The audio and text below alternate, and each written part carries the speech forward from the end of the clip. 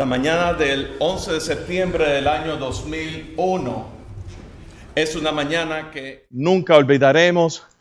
Fue un momento en el cual esta nación, los Estados Unidos de América, cambió radicalmente. Ese sentido de seguridad que sentíamos 24 horas antes, pues dejó de ser y nos afectó hasta hoy, nuestros días. Fue esa mañana en la cual unos aviones comerciales derribaron las Torres Gemelas en la ciudad de Nueva York, derribaron el Pentágono e intentaron derribar la Casa Blanca si no fuera porque fue desviado ese avión. Y fue un día de caos. Recuerdo ese día, esa mañana, yo estaba enseñando en el colegio, mi clase de música. Estaba enseñando cuarto grado. Y da la casualidad, era una mañana increíble, un sol increíble, un cielo azul como nunca. Aún en la Florida, yo estaba en la Florida en ese momento. Y resulta ser que viene la maestra salón hogar de cuarto grado, la maestra Hansen. Llega llorando. Casualmente estábamos cantando la canción God Bless America. Y no sabía lo que estaba pasando. No me había enterado. Y ella llega llorando a recoger su clase y me dice, tú estás cantando esa canción y tú recuerdas. ¿Tú sabes lo que ocurrió? Y no sé lo que pasó. Las Torres Gemelas en Nueva York han sido derribadas por ataques terroristas. El Pentágono también. Un avión se estrelló sobre el Pentágono. Y de repente me quedé yo así en shock. Estábamos viendo las noticias y empiezo a ver y empiezo a pensar que 6 meses antes yo había estado en la ciudad de Nueva York y había estado en las Torres Gemelas, había estado en el Miradero arriba 6 meses antes. Pero viendo las noticias veo a un líder que se levantó en la ciudad de Nueva York. Un líder que pasará a la historia por el papel gigantesco que él desempeñó durante el rescate, posiblemente uno de los rescates más importantes que la ciudad de Nueva York haya tenido. El alcalde Rudolph Giuliani pasará a la historia como un líder sin precedente por la manera en que él manejó el rescate de toda esa operación de rescate en la ciudad de Nueva York sin afectar los servicios básicos de la ciudad. Y es que el liderazgo de Rudolph Giuliani en ese momento demostró en medio del caos, en medio del salpa afuera, en medio de aquello que no se sabía lo que iba a ocurrir, en medio de algo tan inesperado. Él se levantó por la mañana, un día de trabajo común y corriente, y a las pocas horas este caos. Y cómo manejar la operación y cómo manejar las cosas sin perder la tabla. Y es que cuando nosotros hablamos de liderazgo, todos nosotros en una manera u otra somos líderes. Todos nosotros somos líderes, nos desempeñamos en distintas capacidades, pero sí hay liderazgo. ¿Cómo? Bueno, hay líderes en las casas. Quizás usted es la cabeza de su hogar, el proveedor principal. Usted está tomando las decisiones financieras en su casa. Usted está tomando muchas decisiones en su casa. Usted tiene que estar dando un ejemplo a lo cual los demás van a seguir. O si no, quizás usted es jefe de un departamento específico en su lugar de trabajo. Usted está manejando un grupo de empleados. Y su labor es, más allá de mandar y dar órdenes, es inspirarles y motivarles, sobre todo esos días que hay condiciones, ¿verdad? No todos los días son días color de rosa, hay días de trabajo que son difíciles. Y como líder tú tienes que mantener la compostura y tienes que mantener ese espíritu inspirador para que las demás personas hagan su trabajo en la mejor capacidad posible. Vemos líderes empresariales, a lo mejor tú eres dueño de tu propia empresa. Y como dueño de tu propia empresa, estás manejando un grupo de personas y tienes que estar inspirando constantemente, y diciéndoles qué hacer y dando instrucciones, y tienes que prever cualquier tipo de situación que pueda ocurrir. Tienes que estar al tanto. Quizás eres un líder en alguna agencia del gobierno.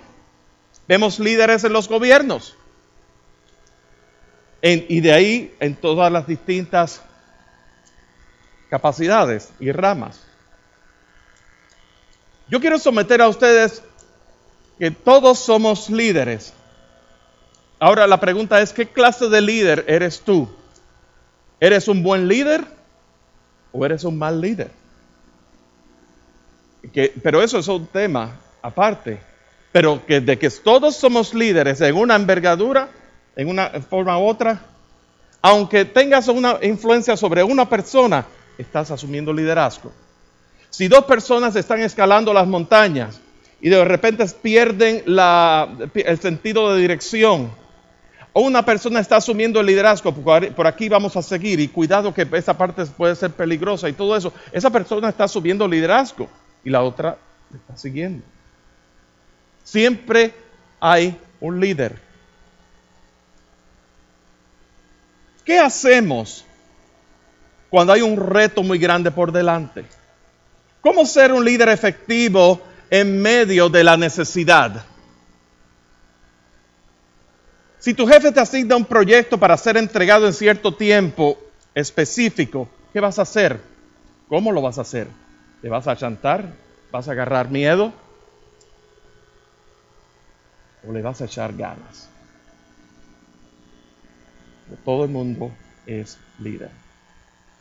John Maxwell dice que si estamos creciendo, siempre vamos a estar fuera de nuestra zona de confort. El liderazgo requiere salirse de tu zona de confort, ponerte incómodo. Y para eso requiere ganas, requiere visión de hacia dónde vamos. Durante los próximos meses, vamos a estar cubriendo un libro que es sumamente inspirador. Para mí es y será de gran inspiración, porque es un ejemplo de lo que se llama el perfil de un líder. Y vamos a ver y vamos a considerar durante este tiempo un aspecto de la historia de Dios, de la revelación progresiva de la historia redentora de Dios. Cómo Dios trata con su pueblo redimido, cómo Dios trata con la nación de Israel, cómo Dios trata con las personas, cómo Dios puede tratar contigo y conmigo. Y lo vamos a ver durante los próximos meses como utilizando el liderazgo del profeta Nehemías como un catalizador de lo que es el perfil de un líder. De un líder que realmente inspiró. De un líder que realmente se encontró con mucha oposición en un momento dado o en varios momentos dados. De un líder que se encontró con retos, pero un líder que supo enfrentar y echarle ganas. En el día de hoy vamos a tratar el tema del perfil de un líder. Ese es el tema, ese es el título de la serie que vamos a estar tratando. Esta serie se divide en dos unidades grandes, porque el libro de Nehemías trata dos temas mayores. La primera parte del libro de Nehemías trata en sí con lo que es la reconstrucción del muro de Jerusalén. Y la segunda parte del libro de Nehemías trata el tema de la restitución del pacto y de las distintas ordenanzas y de las distintas ceremonias de acuerdo a la ley judaica, y de la restitución de lo que es estar conforme a la palabra de Dios. Eso lo vamos a tratar en la segunda unidad del libro de Nehemías. Y como vamos a hacerlo vamos a estar semana tras semana en la primera parte del libro de Nehemías, la primera unidad, lo que tiene que ver con lo de la restauración del muro. Vamos a recesar por un mes o alrededor de un mes, unas 6 semanas, y vamos a tener otros invitados, vamos a tener otro tipo de sermón, ¿verdad? Más individuales, independientes, sermones independientes. Y luego del domingo de resurrección vamos a reanudar esta serie por la segunda unidad, de manera que no va a ser tan abrumador. Aunque les quiero decir una cosa, esta serie va a ser una serie muy excitante para todos nosotros, muy inspiradora. Pero Dios quiere tratar con nosotros en muchos aspectos, así que decidimos dividirlo de esta manera para el fin de que podamos a ser alimentados por la palabra de Dios en distintas áreas de nuestras vidas según la necesidad que va surgiendo. Amén. Así que el Antiguo Testamento muestra una de muchas personas que demostraron gran liderazgo de influencia sobre una nación entera. Y ese es Nehemías. Y el libro del profeta Nehemías, les quiero hablar del libro, fue escrito allá entre los años 450 a 420 antes de Cristo, ¿verdad? Recuerdan que en esos años, en los años antes del nacimiento de Jesús, marcó un hito en la historia que aún afectó el calendario, ¿verdad que sí?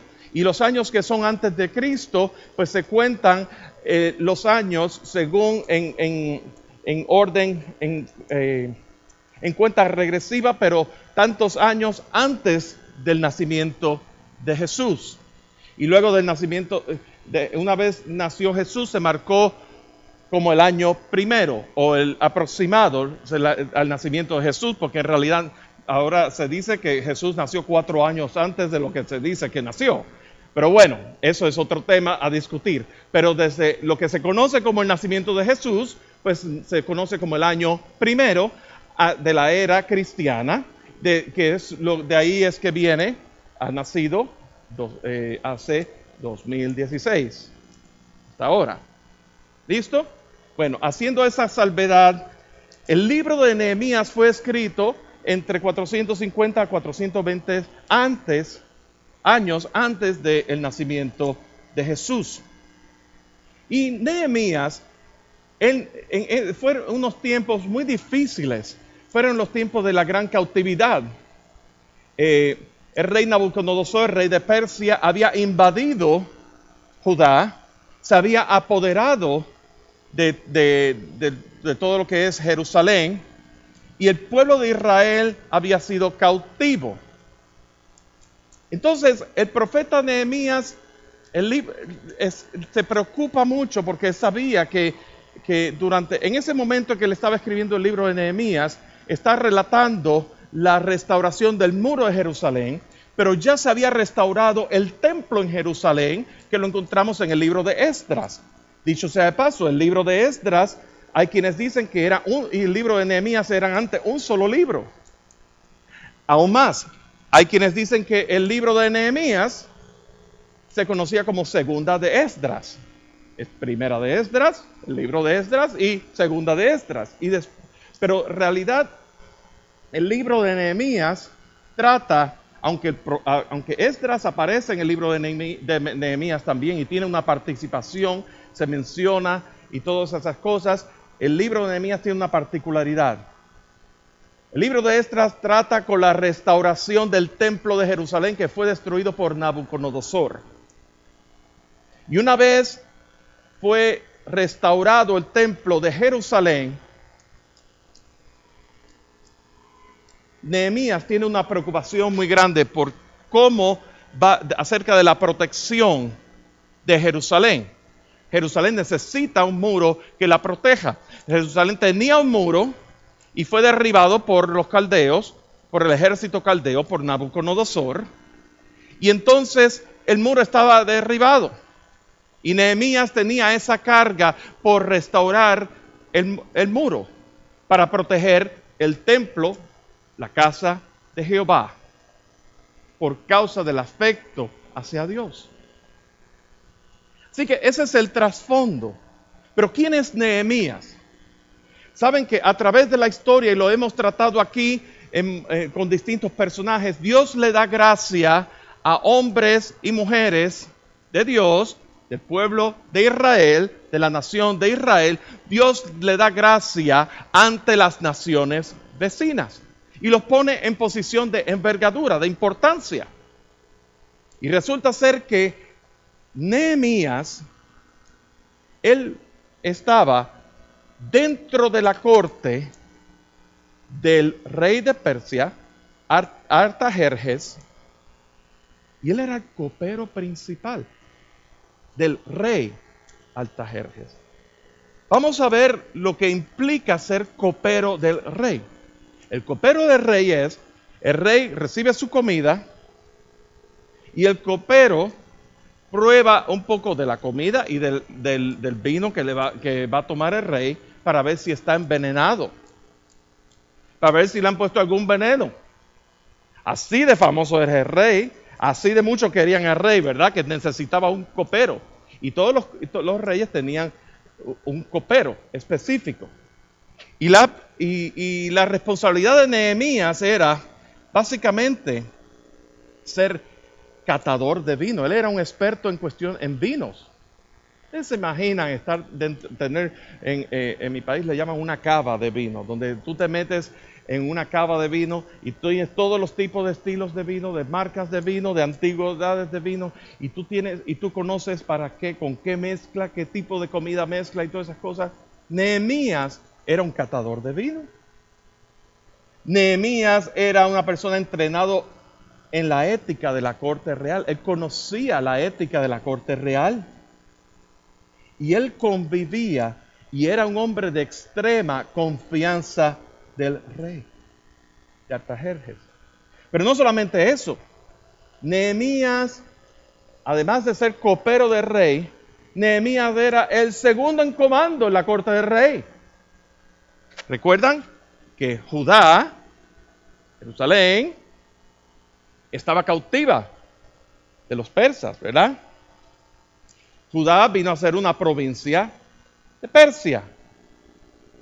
¿Y qué fue quién ustedes creen que fue el gobernador de la provincia de Judá en Persia? Nehemías. Nehemías fue el gobernador. Así que no solamente era copero, era gobernador de la provincia de Judá en Persia, tenía una gran responsabilidad. Y vemos esto, como Dios, de la misma manera con Nehemías, de la misma manera lo hizo con Daniel, de la misma manera anteriormente en Génesis lo vemos que lo hizo con José, ¿verdad? Así vemos como Dios levanta un remanente, levanta un hombre o una mujer, porque la reina Esther, Hadassah, la reina Esther también, judía, de la nación de Israel. ¿Por qué es eso? Porque Dios, en el contexto del plan y del propósito eterno de Dios de reunir todas las cosas en Cristo, como lo vemos en Efesios capítulo 1, versículo 10, Dios, aún en su plan redentor, Él protege esa simiente santa. Él protege ese camino, aún desde el mismo principio, Él protege ese linaje por donde vendría el Mesías, por donde vendría el Mesías nacido de una virgen para redimirlo. Eso es el propósito de una manera global. Y así Dios, aún acercando más el lente en la historia, vemos como Dios levanta hombres y mujeres que adquieren gracia delante de los reyes de las naciones enemigas, de las naciones opresoras, de las naciones que han invadido a Israel, que han sitiado Jerusalén. Dios levanta hombres y mujeres líderes en gracia, cuyo propósito es proteger el linaje, ¿verdad? El verlo desde el punto de vista global, desde el punto de vista proteger esa nación. Lo vamos a ver. Y vamos a ver cómo Dios trata con Nehemías. Así que vamos a ver en la pantalla. Vamos a ver a tener un poco de trasfondo histórico aquí. La nación de Israel y Judá específicamente tiene reyes que hicieron lo malo ante los ojos de Jehová. Y fue profetizado por el profeta Jeremías en el capítulo 15 de que la nación sería cautiva, estarían en cautiverio por unos 70 años. ¿Y qué pasó durante esos 70 años? Pues vemos que en el año 605 a.C., Nabucodonosor sitió a Jerusalén y llevó cautivo al rey Joacim de Judá. El rey Joacim de Judá hizo lo malo ante los ojos de Dios. Y eso lo vemos relatado en Segunda de Reyes, capítulo 24. Luego, más adelante, Nabucodonosor volvió a sitiar a Jerusalén y llevó cautivo al hijo de Joaquín, que también hizo lo malo delante de Jehová. Y lo vemos relatado también de igual manera más adelante en Segunda de Reyes, capítulo 24. Entonces, en el año 586 a.C., Nabucodonosor derribó los muros de Jerusalén. Y lo vemos relatado como ocurrió en Segunda de Reyes 25. Luego, en el año 538, en cumplimiento con la profecía de Jeremías capítulo 15, el rey Ciro de Persia ordena la restauración del templo de Jerusalén. Y eso lo vemos en el capítulo 1 del libro de Esdras. Pero vamos a ir para que ustedes vean cómo es el propósito de Dios y cómo son las cosas de Dios, que Dios en su soberanía utiliza a cualquiera. Y quiero que escuchen bien claramente esto, porque el profeta Isaías, en el capítulo 45, Isaías está dando una profecía, y esto no lo vemos en la diapositiva, pero escúchenlo bien. Dice, el profeta Isaías está haciendo una profecía, declarando una profecía al rey Ciro de Persia, y esto es lo que dice: por amor de mi siervo Jacob y de Israel mi escogido, te llamé, te puse sobrenombre, aunque no me conociste. Vamos a verlo desde antes del capítulo 45, versículo 1. Así dice Jehová a su ungido, a Ciro, al cual tomé yo por su mano derecha para sujetar naciones delante de él y desatar lomos de reyes, para abrir delante de él puertas, y las puertas no se cerrarán. Yo iré delante de ti, enderezaré los lugares torcidos, quebrantaré puertas de bronce y cerrojos de hierro, haré pedazo, y te daré los tesoros escondidos y los secretos muy guardados, para que sepas que yo soy Jehová, el Dios de Israel, que te pongo nombre. Por amor de mi siervo Jacob y de Israel mi escogido, te llamé por tu nombre, te puse sobrenombre, aunque no me conociste. Así de soberano es nuestro Dios, que Él utiliza cualquier cosa, y Él utilizó a Ciro para levantar un edicto para restaurar el templo en Jerusalén, y eso lo vemos en el libro de Esdras. Como dije anteriormente, el libro de Esdras trata la restauración del templo de Jerusalén. Y entonces en el 536 comenzó la reconstrucción del templo. En el 515 se terminó la reconstrucción del templo. Y entonces, en el año 458, ya Ciro no era el rey, era Artajerjes. Hubo un intento de reconstruir el muro de Jerusalén. Pero vinieron con chismes y vinieron con cosas ante Artajerjes, y él detuvo la obra. Y eso está en Esdras, capítulo 4.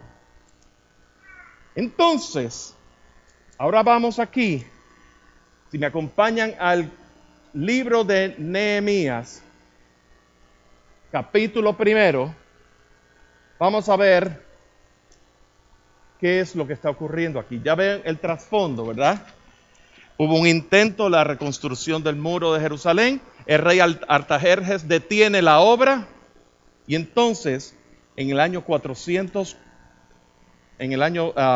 440, Nehemías recibe las noticias acerca de la condición de Jerusalén y el muro de Jerusalén. Y eso es lo que vamos a tratar ahora. Vamos a ver Nehemías capítulo 1. Dice, palabras de Nehemías, hijo de Acalías, aconteció en el mes de Quisleu, en el año 20, estando yo en Susa, capital del reino de Persia, donde estaba la corte del rey Artajerjes, en Susa. Y si vemos allí, dice, en el mes de Quisleu, y tomen nota, en el mes de Quisleu equivale a lo que es noviembre, principios de diciembre del año. Y era el año 20 del reinado de Artajerjes. Entonces dice, vino Anani, uno de mis hermanos, con algunos varones de Judá, y les pregunté por los judíos que habían escapado, que habían quedado de la cautividad y por Jerusalén. Y me dijeron, el remanente, los que quedaron de la cautividad allí en la provincia, están en gran mal y afrenta, y el muro de Jerusalén derribado, y sus puertas quemadas fuego. Vemos aquí que Nehemías recibe malas noticias. ¿Cuáles fueron las malas noticias? Que el remanente de Jerusalén estaba en ruinas y el muro estaba derribado. Todo estaba en ruinas. Y vamos a ver aquí, la primera observación que vamos a ver aquí es la siguiente. Número 1, Nehemías reconoció la necesidad. Nehemías reconoció la necesidad. ¿Cuál era la necesidad? El muro estaba en ruinas. La ciudad de Jerusalén estaba en ruinas. Y esto me lleva al tema central de la palabra que queremos considerar hoy. Porque Nehemías no se quedó con los brazos cruzados. Vamos a ver lo que él hizo. En el versículo 4 dice, cuando oí estas palabras, me senté y lloré e hice duelo por algunos días. Y hago una pausa. Vemos aquí que sus sentimientos, sus emociones, él estaba emocionalmente quebrantado. Nehemías reconoció la necesidad, pero ante esa necesidad, emocionalmente estaba quebrantado, estaba cargado. Yo quiero poner a su consideración lo siguiente. Segundo, su corazón se dolió. Su corazón se dolió. Podemos estar frente a una gran necesidad delante de nosotros. Podemos tener una carga, una necesidad, antes de la carga. Podemos tener una necesidad, ver una necesidad a nuestro entorno, cualquiera que sea. Pero lo que te va a mover en sí, ante esa necesidad, es el efecto emocional que va a tener sobre ti. Si esa necesidad no causa un dolor en tu corazón, no causa una carga dentro de ti, si esa necesidad no causa que tú estés desfalleciendo porque hay una necesidad y nada se está haciendo, entonces se está haciendo indiferente.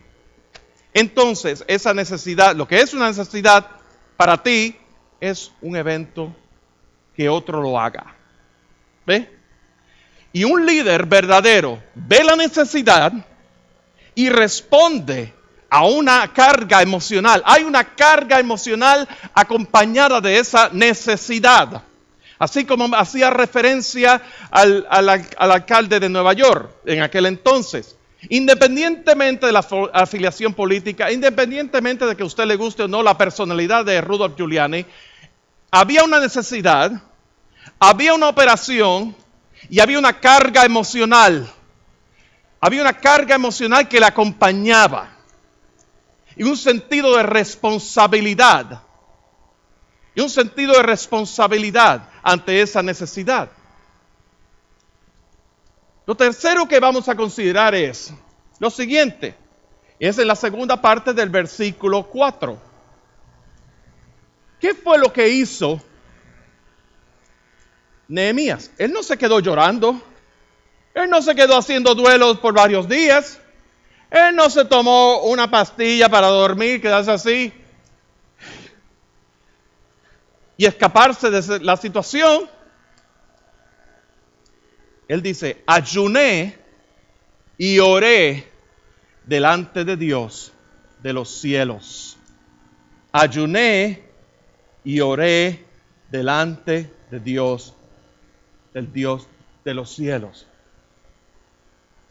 Y ante esta realidad, y aquí está el tema que queremos tratar, el líder ante la necesidad. Ese es el tema de la primera parte de esta serie. Y lo que queremos es, ante la necesidad, mayor dependencia de Dios. Ante la necesidad, mayor dependencia del Señor. No importa tú puedes estar pasando por una necesidad hoy día, aquí. Pero tú tienes que poner toda tu dependencia y todo tu ser, derramarte delante del Señor, porque tú estás reconociendo primeramente que Dios es un Dios soberano, el creador de todas las cosas, en quien todo fue creado. Tu vida está escondida en Cristo Jesús. Tú eres acepto en el amado en Cristo Jesús. Y por lo tanto nada te puede tocar, nada te puede detener. Pero tú tienes que poner tu dependencia en el Señor. Porque aquí lo que ocurre, si tú no pones tu dependencia en el Señor, estás yendo tú en tu propia autosuficiencia. Estás creando autosuficiencia, un sentido de autosuficiencia. Pero usted me dirá, pero hermano, ¿por qué Dios tiene que estar teniendo lugar en todas las áreas de mi vida? Si yo vengo a la iglesia los domingos, yo leo la Biblia, yo oro. Mire, yo oro. Mira cómo tengo las rodillas llenas de juanetes aquí. Estoy arrodillado. Mi mujer me ve llorando todos los días porque estoy orando. Mi marido me ve llorando también. Yo oro delante de Dios, pero ¿por qué yo necesito depender de Dios? Después de todo, Dios me dio un libre albedrío. Y apelamos al libre albedrío. Vamos a hablar las cosas claras con respecto al libre albedrío. Dios te dio una voluntad, eso es cierto. Dios te dio una voluntad a ti y a mí.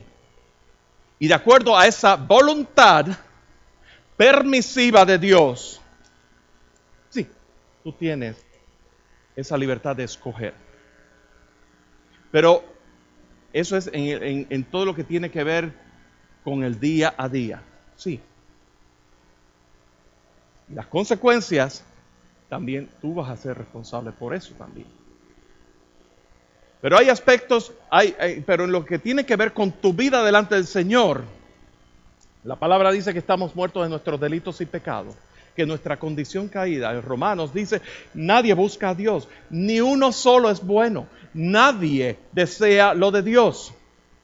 El mismo Agustín, San Agustín de Hipono, ahí él hace una ilustración que a mí me fascina, porque habla de la condición del hombre antes de la caída. Y en la condición del hombre antes de la caída estaba el hombre en el huerto del Edén. Estamos hablando de Génesis capítulo 1 y capítulo 2. El hombre en el huerto del Edén y tenía la opción del árbol de la vida y el árbol de la ciencia, el conocimiento del bien y del mal. El hombre tenía libre albedrío aún sobre su propia redención. Pero una vez llegó la caída, el hombre cayó. A partir de Génesis 3, todo cae, todo queda bajo la condición caída del hombre, bajo la condición depravada del hombre. El pecado se aumentó de generación en generación hasta nuestros días. Y nosotros hemos nacido en condición de pecado. Y no hay nada que podamos hacer nosotros para acercarnos a Dios por nuestra propia iniciativa, a menos que el Espíritu Santo tome y obre nuestro ser y nos lleve y nos convenza de que somos pecadores, que tenemos que arrepentirnos, de que no hay nada que podamos hacer para acercarnos a Dios y que nuestras justicias son como trapos de inmundicia y por lo tanto por medio de la gracia de Dios es que podemos ser aceptos en el amado a través de la obra redentora de Cristo Jesús, que murió en el Calvario, murió en la cruz, derramó su sangre y con eso satisfizo toda la justicia de Dios por ti y por mí, que de otra manera estuviéramos muertos, porque la paga del pecado es muerte. Entonces me dice a mí, pero si yo sé todo eso, yo lo sé, me lo enseñaron en la escuela dominical, me lo enseñaron en el seminario, me lo enseñaron todos los domingos, el pastor se la pasa cacareando acerca de eso.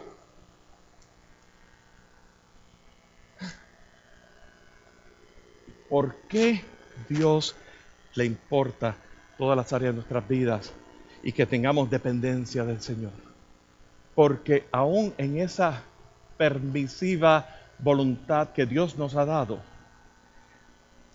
nuestras opciones, nuestras decisiones se quedan cortas, son fallidas, son depravadas. Vamos a meter las patas, nos vamos a equivocar y nos vamos a poner en situaciones que otrora nos hubiéramos evitado si dependiéramos de Dios.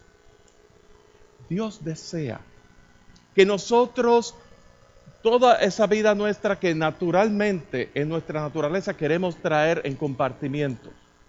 Queremos dividir nuestra vida en distintos compartimientos. Este compartimiento que es mi espiritualidad, eso es un 10%, se lo doy al Señor. Ese es mi diezmo.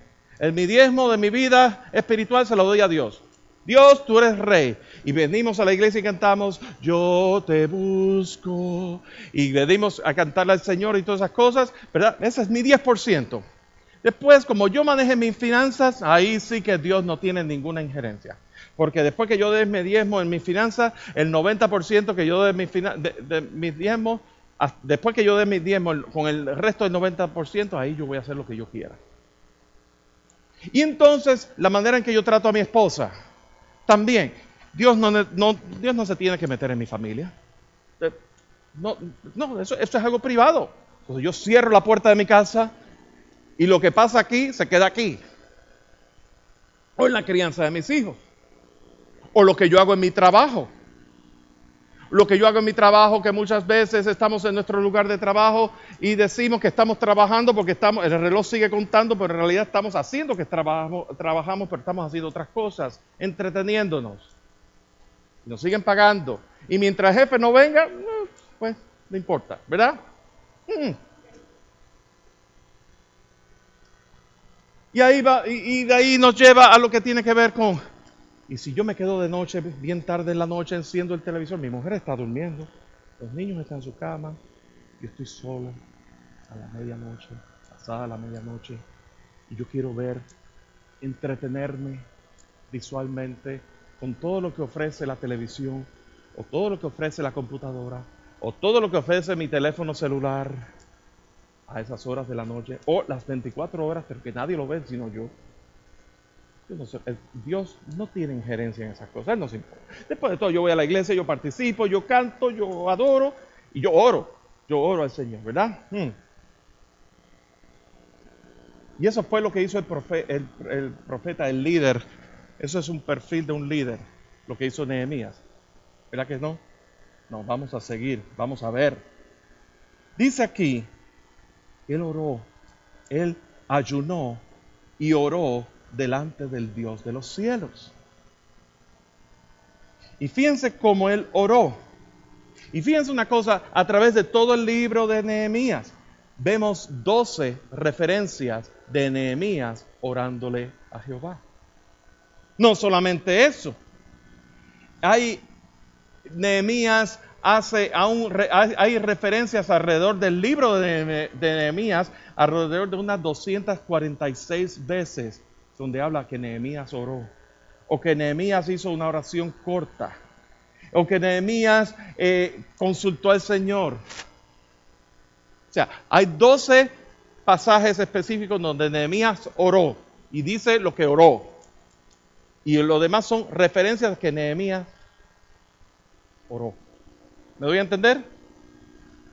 Así que Nehemías era un hombre, era un líder que vio la necesidad, su corazón se dolió, Pero él no arrancó y se fue, empezó a actuar, a tomar la justicia por sus manos. Él oró. Él dependía. Ante la necesidad, mayor dependencia del Señor. Fíjense, vamos a ver cómo Nehemías oró. Porque tampoco él oró así como si fuera un telegrama. Su corazón se desfalleció. Dice, habíamos dicho aquí que Nehemías recibió noticias en el mes de Quisleo, entre noviembre y diciembre, ¿verdad? Tomen nota ahí. Tomen nota ahí, entre el mes de noviembre y diciembre. Y aquí vamos a ver que Nehemías estaba orando y dice en el versículo 5, y dije, te ruego, oh Jehová, Dios de los cielos, fuerte y grande y temible, que guarda el pacto y la misericordia a los que aman y guardan sus mandamientos.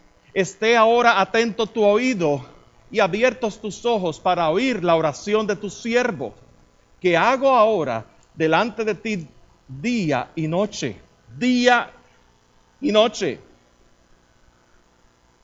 por los hijos de Israel, tus siervos, y confieso los pecados de los hijos de Israel que hemos cometido contra ti. Sí, yo y la casa de mi padre hemos pecado, en extremo nos hemos corrompido contra ti, y no hemos guardado los mandamientos, estatutos y preceptos que diste a Moisés tu siervo. Acuérdate ahora de la palabra que diste a Moisés tu siervo, diciendo, si vosotros pecareis, yo os dispersaré por los pueblos.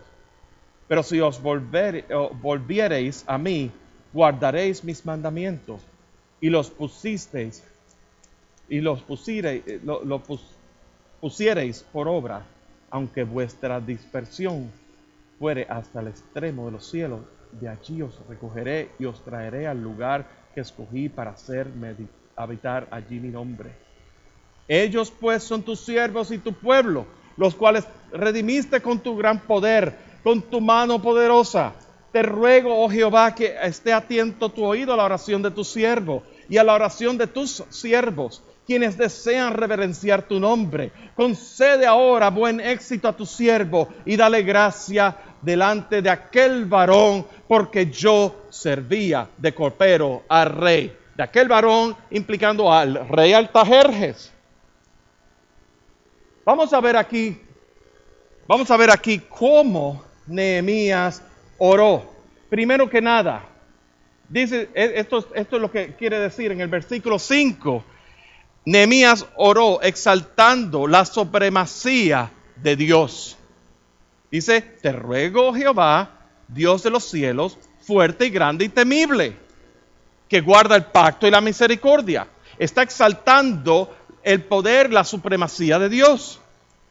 Entonces vemos aquí el versículo 6, Nehemías está apelando, no solamente exalta la supremacía de Dios, apela al carácter piadoso de Dios. Esté atento tu oído y abierto tus ojos para oír la oración de tu siervo. Está apelando a ese carácter piadoso y atento. El versículo 7, Nehemías está confesando, yo he pecado, yo y tu pueblo de Israel nos hemos corrompido. Está apelando, está confesando que la condición depravada. Versículos 8 y 9. Nehemías le está recordando a Dios sus promesas. Dice, acuérdate ahora de la palabra que diste a Moisés, tu siervo. Le está recordando. Y cuando nosotros oramos al Señor, tenemos que orar bíblicamente. Mis amados, muchas veces nosotros oramos pidiéndole. Muchas veces nosotros limitamos nuestra oración a gracias, Señor, por los alimentos que tú nos has dado. Bendice las manos que lo prepararon en el nombre de Cristo Jesús. Amén, a la carga. Porque tenemos hambre. Pero realmente estamos hablando aquí de una persona, de un siervo de Dios, que su corazón se derramó delante de Dios y le está recordando las promesas, está apelando la palabra de Dios. Y cuando tú oras delante del Señor, tú tienes que orar de acuerdo a la palabra de Dios. Y tú tienes que orar recordándole a Dios sus promesas, No porque Dios se haya olvidado de sus promesas. Es porque cuando tú recuerdas las promesas de Dios, tú estás ejercitando el don de la fe que te ha sido dado en Cristo Jesús. Es un acto en fe. Esto es lo que yo he creído. Dios, Señor, tu palabra dice esto y yo estoy de acuerdo con tu palabra y yo creo tu palabra y tú dices en tu palabra y yo lo creo. Por lo tanto, de acuerdo a lo que tú dices en tu palabra, yo oro delante de ti.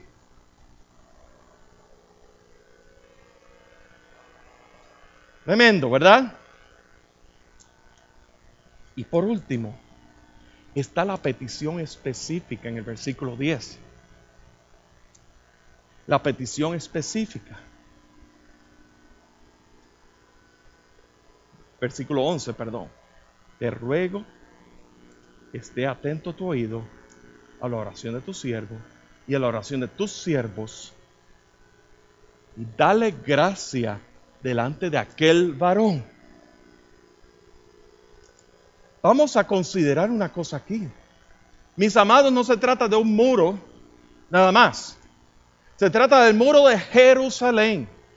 Y se trata de que habían pasado 20 años, que eso ocurrió durante los tiempos de Nabucodonosor, que estuvo por generaciones en el comando del reinado de Persia. Posteriormente, del rey Ciro, del rey Darío, después de Nabucodonosor, posteriormente Ciro, y ahora Artajerjes. Estamos hablando, imagínense de una decisión que toma, digamos aquí, en los Estados Unidos de América.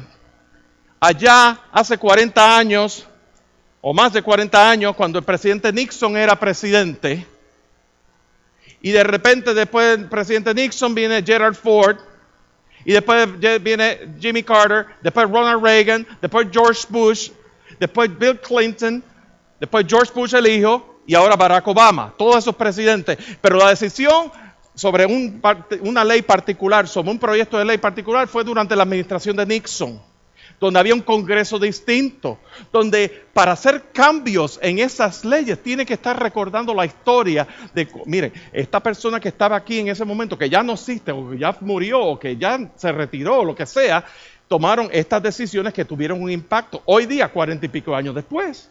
Imagínense de esa manera, así. O sea, eso es lo que estamos hablando aquí. ¿Me doy a entender? Nehemías él tenía el que estar orando delante del Señor. Y fíjense, decíamos y enfaticé que eso fue en el mes de Quisleo, lo que viene a haber sido noviembre, diciembre, pero en el capítulo 2, versículo 1, dice que sucedió en el mes de Nisan. Y Nisan no es la marca del carro aquí. En el mes de Nisan, eso viene a haber sido como marzo, abril. Vamos a ver aquí. Estaba el copero del rey, que a su vez era el gobernador de la provincia de Judá en Persia. Estaba orando por 4 meses, orando y ayudando, ¿verdad?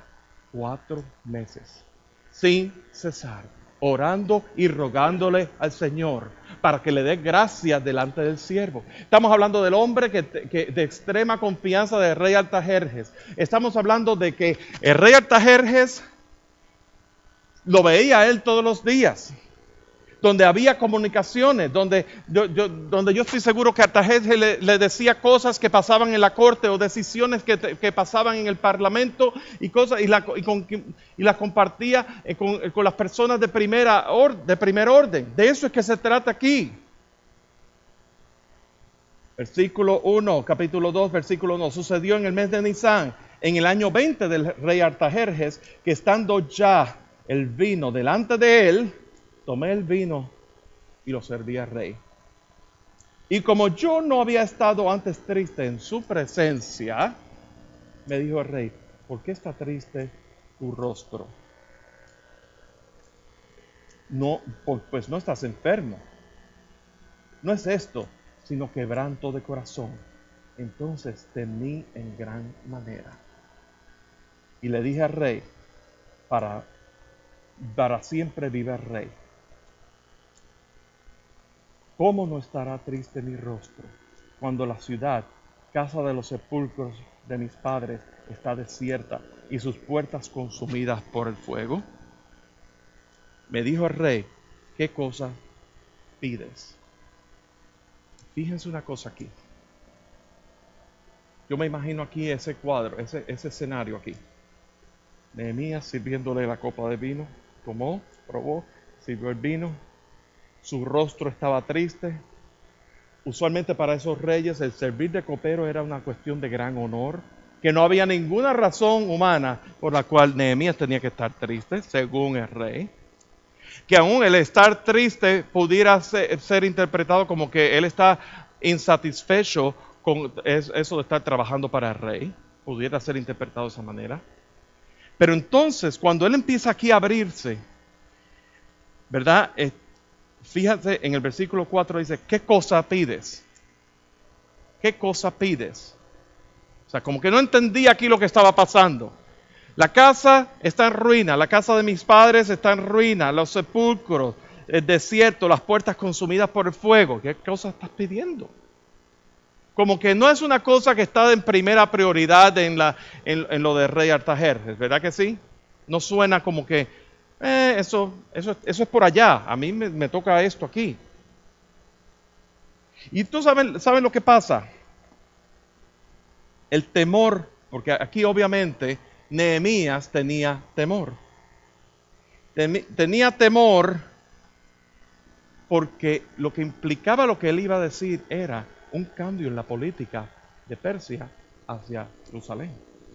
Un cambio que trascendía generaciones. Aquí se iba a despolvar esto. Aquí se iba, era como cuando tú ves un hormiguero, lo pisas y las hormigas se empiezan así, ¿verdad? Aquí se iba a desempolvar algo bien grande. Una caja de Pandora. Eso es lo que implicaba. Y Artajerjes, ya recordemos que en el libro de Esdras hicimos referencia, ¿verdad? Que él había detenido la obra de la reconstrucción del muro. Así que esto muy bien, esta petición, esta propuesta de Nehemías a Artajerjes le pudiera ser un riesgo que le iba a perjudicar. Pudiera. Así que, número 4, Nehemías se arriesgó. Nehemías se arriesgó. El perfil de un líder es reconocer la necesidad, estar cargado emocionalmente por la necesidad de un líder conforme al corazón de Dios, estar orando delante de Dios, dependiendo de Dios, recordando sus promesas y recordando sus promesas sabiendo que más fuerte es el que está en él que en el que está en el mundo. Dar el paso en fe. Nehemías se arriesgó. Versículo 5. Y dije al rey, si le place al rey, y tu siervo ha hallado gracia delante de ti, envíame a Judá, a la ciudad de los sepulcros de mis padres, y la reedificaré. Entonces el rey me dijo, y la reina estaba sentada junto a él, ¿cuánto tiempo necesitas? ¿Cuánto durará tu viaje? ¿Y cuándo volverás? Y agradó al rey enviarme después que yo señalé el tiempo. Lo próximo que vamos a ver aquí es que Nehemías se arriesgó, tomó riesgo, y número 5, Nehemías se trazó una meta. ¿Cuál era su meta? Regresar a Judá y reedificarla. Esa era la meta, ese era su propósito. Su propósito.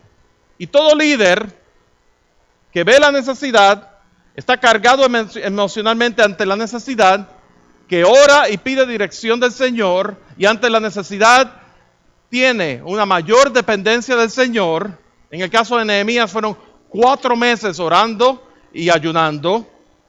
Tomó su riesgo, se arriesgó, se lanzó a hablar con el rey y se trazó una meta. La meta de regresar a Judá y reedificarla. Versículo 6, versículo 7. Además dije al rey, si le place al rey que me den cartas para los gobernadores al otro lado del río, para que me franqueen el paso hasta que llegue a Judá. Y carta para Asaf, guarda del bosque del rey, para que me dé madera para enmaderar las puertas del palacio de la casa, y para el muro de la ciudad, y la casa en que yo estaré. Y me lo concedió el rey, según la benéfica mano de mi Dios sobre mí. Y vamos a ver en estos versículos del 6 al 8 que Nehemías hizo un plan estratégico para llevar a cabo la meta. Habló de un tiempo necesario para cumplir el propósito.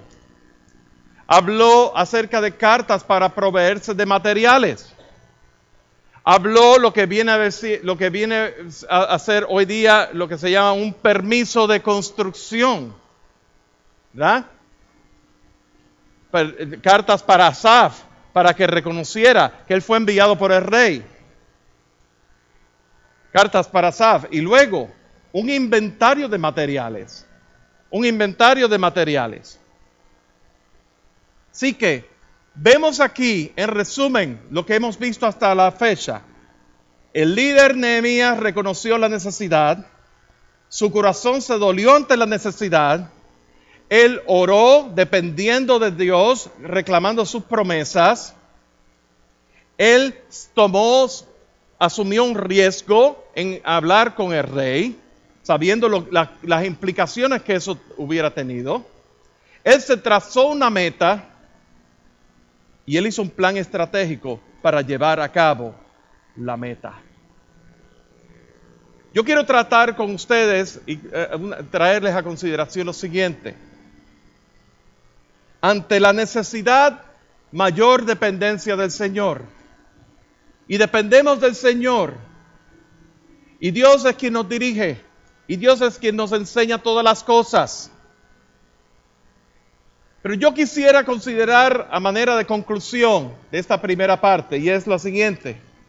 La obra que Dios hace y la planificación humana no necesariamente se anteponen la una de la otra.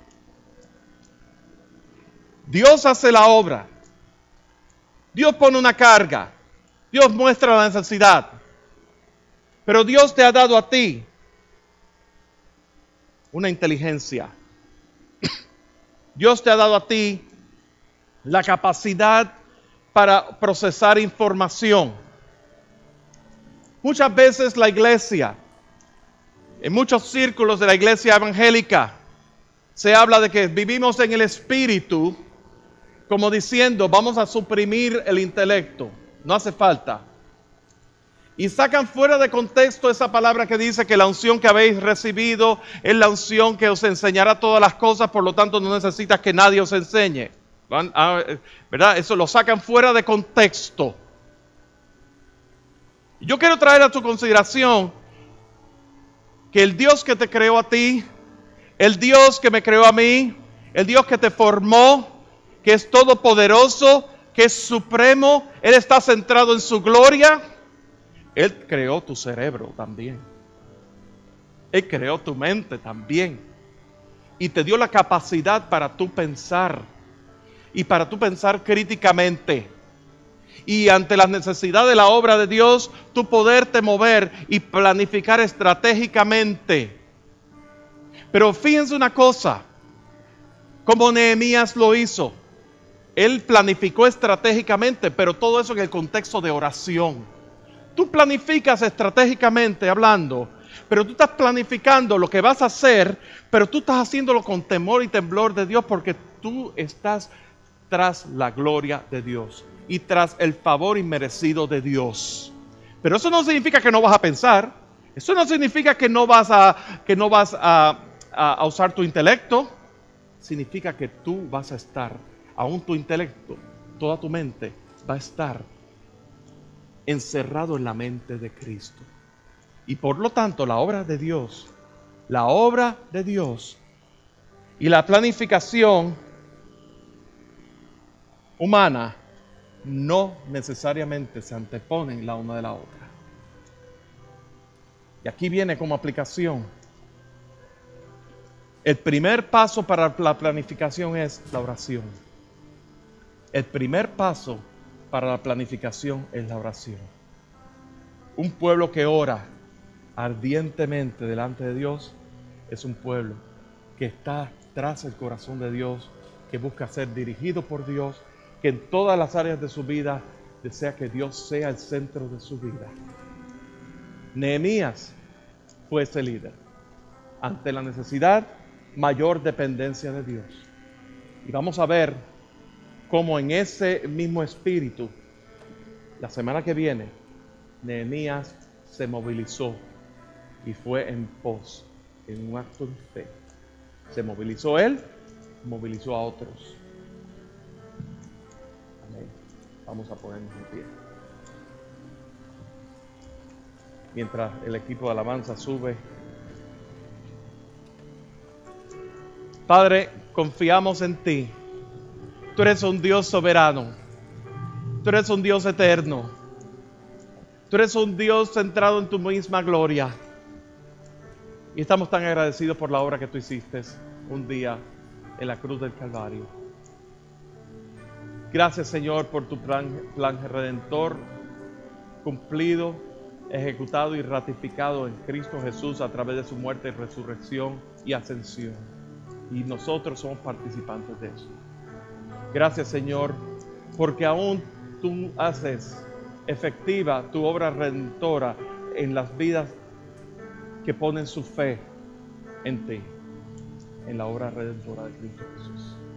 Y ante eso nos rendimos, te bendecimos, que podamos, Señor, ante la necesidad, depender de ti continuamente, porque sin ti nada podemos hacer. En Cristo Jesús. Amén.